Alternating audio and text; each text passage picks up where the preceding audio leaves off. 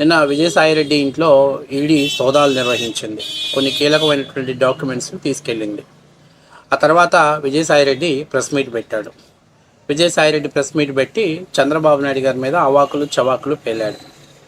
ఆయన మీడియాతో మాట్లాడుతూ ఏమన్నాడంటే, నా ఇంట్లో 6 లక్షల రూపాయలు డబ్బులు దొరికాయి. అవి అలాగా పొలిటీషియన్ అంటే వ్యక్తిగతమైన ఎక్స్పెన్సెస్ ఉంటాయి, వాడుకుంటాం కాబట్టి ఇంట్లో డబ్బులు ఉన్నాయి, అవేం పెద్ద ఇబ్బందికరమైన పరిస్థితి ఏం కాదు అని చెప్పాడు. Okay, very good. తర్వాత చంద్రబాబు నాయుడు గారి గురించి ఆయన ఏం మాట్లాడారంటే, మళ్ళీ నేను రాజకీయాలలోకి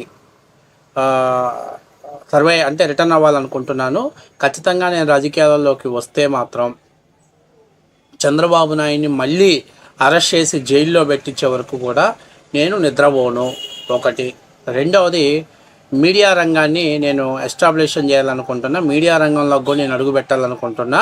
ఎందుకంటే ఇప్పుడున్న పరిస్థితుల్లో చాలా ఎల్లో మీడియా అనేది చాలా విపరీతంగా స్ప్రెడ్ అయ్యి ఉంది కాబట్టి దాన్ని కట్టడి చేయడానికి కోసం నేను మీడియా రంగంలోకి ప్రవేశపెట్టాలని చెప్పేసి అనుకుంటున్నాను అని చెప్పాడు. సరే, అతని వ్యక్తిగత వ్యాపారపరమైనటువంటి విషయం. ఈ తర్వాత మాట్లాడుతున్నటువంటి విజయసాయిరెడ్డి పైన బొచ్చు, తెల్ల బొచ్చు, అవునా కదా, మీకు తెలుసు కదా. తర్వాత నాకు తెలిసి విజయసాయిరెడ్డి చంద్రబాబు నాయుడు గారు ఒక సమకాలీన వయసు, ఒక 5 ఏళ్ళు అటు ఇటుగా ఉంటూ ఉంటారు. ఏదో పెద్ద యంగ్ బాయ్ అనుకుంటున్నాడేమో. ముసలి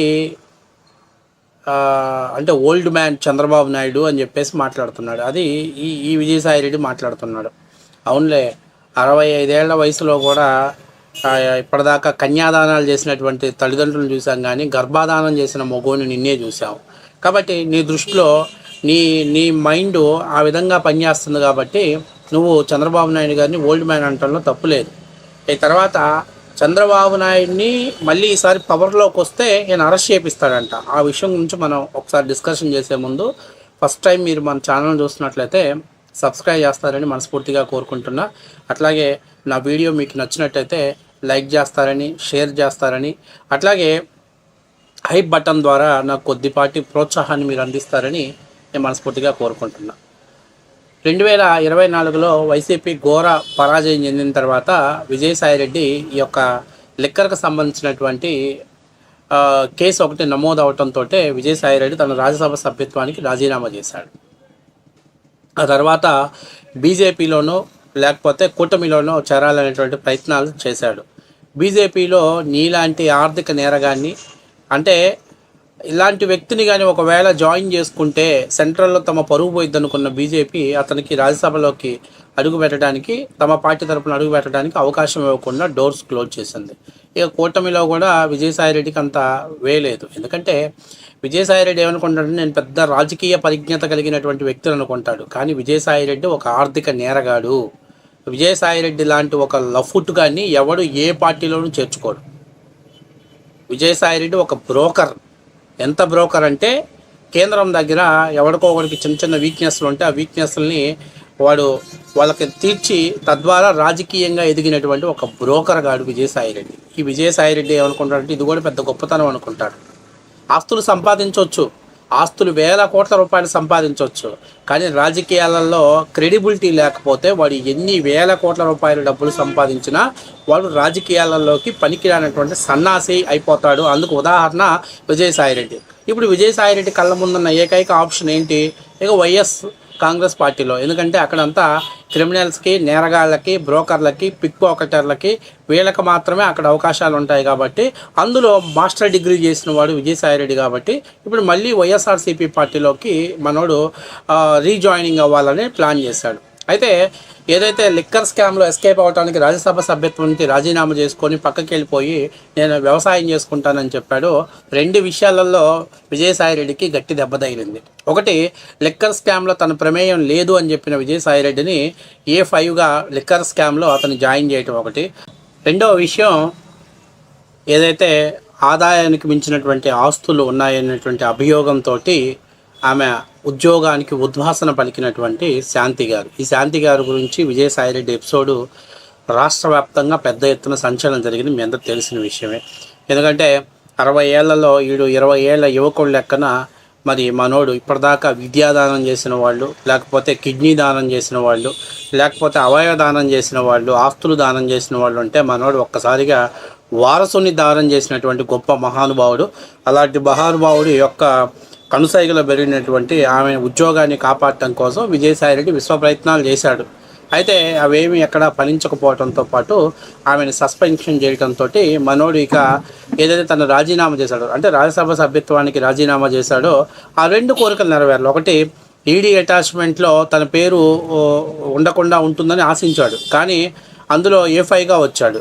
ఇక ఏదైతే ఈ ఆదాయాన్ని మించినటువంటి ఆస్తుల కేసు కావచ్చు, ఆమె మీద ఎటువంటి చర్యలు తీసుకోకుండా ఉంటారనుకుంటే ఆమె ఉద్యోగాన్ని నుంచి ఉద్వాసన పలికారు. ఇక తను రాజీనామా చేసి ప్రయోజనం ఏముంది?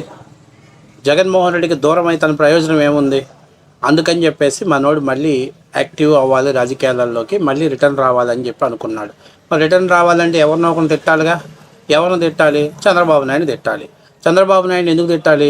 చంద్రబాబు నాయుడు తిడితే మళ్ళీ జగన్మోహన్ రెడ్డి గారు ప్రసన్నం చేసుకుంటాడు, మళ్ళీ పార్టీలోకి పిలిచి ఆహ్వానించి మళ్ళీ పార్టీలో కొనసాగించే అవకాశం తీసుకొస్తారని అనుకుంటున్నారు. అయితే ఒకటి వాస్తవ విషయం, విజయసాయిరెడ్డి అనేటువంటి వ్యక్తి ఎక్కడున్నా జగన్మోహన్ రెడ్డి గారి కోసమే పనిచేస్తాడు. ఇది వాస్తవ విషయం.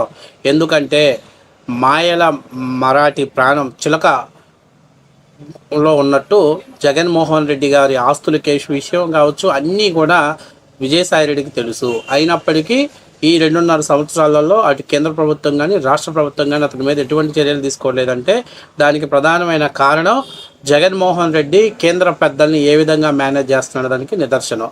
కాబట్టి నాకు తెలిసినంతవరకు ఇంకొక 5-6 నెలలకు 8 నెలలకు విజయసాయిరెడ్డి కూడా మళ్ళీ వైఎస్ఆర్సీపీ పార్టీలోకి జాయిన్ అవుతాననేటువంటి ఇండైరెక్ట్గా అతను సిగ్నల్స్ ఇస్తున్నాడు.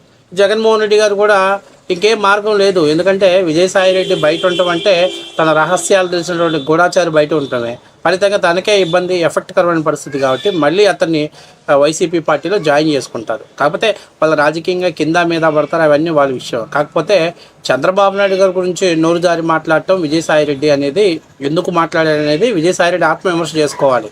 ఎందుకంటే చంద్రబాబు నాయుడిని ఓల్డ్ మ్యాన్ అంటే మరి వీడేమైనా నవయువకుడా? ఏమైనా 25-30 సంవత్సరాల వయసు ఉందనుకుంటున్నాడా ఏంటి?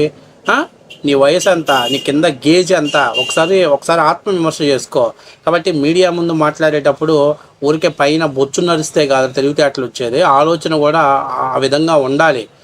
అర్థమైందా? అలా లేనప్పుడే ఇలాంటి తుచ్చమైనటువంటి కోరికలు, ఆలోచనలు వస్తాయి. ఏది ఏమైనా మొత్తం మీద ఈసారి లిక్కర్ స్కామ్లో విజయసాయిరెడ్డిని కూడా చేర్చడంతో ఇక మామ అల్లుళ్ళు, పిల్లనిచ్చినటువంటి అల్లుడు వీడితో సావాసం చేసిన దరిద్రానికి ఊచలకి లెక్కబెట్టే సమయం దగ్గరలోనే ఆసన్నమైందని వాస్తవ విషయం. ఇక మనోడు ఇప్పుడు దాకా దున్ని వ్యవసాయం చేద్దాం అనుకున్నాడు, ఇక దున్నడంట మళ్ళీ రాజకీయాలలో రాజకీయాలలో యాక్టివ్ అవ్వాలనేటువంటి ప్లానింగ్లో ఉన్నాను అని చెప్పి చెబుతున్నాడు.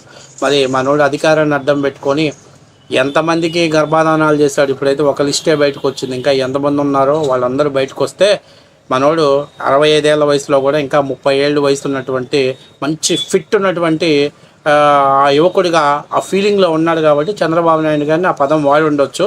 ఏది ఏమైనా విజయసాయిరెడ్డి లాంటి ఒక ఆర్థిక నేరస్తుని ఒక వైఎస్ఆర్సీపీ పార్టీ తప్ప నుంచి మిగిలిన వాళ్ళు ఎవ్వరు కూడా అసలు ఏ పార్టీలో చేర్చుకోరు. ఎందుకంటే ఆ దరిద్రానికి ఆ పార్టీలకు అంటించుకోవడానికి ఎవరు సిద్ధంగా ఉండడు.